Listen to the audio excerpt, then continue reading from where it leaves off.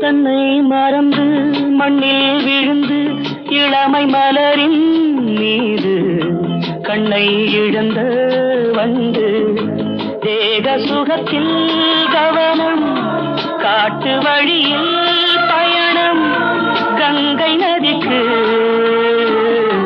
மண்ணில் அணையா இளமையெனும் பூங்காற்று.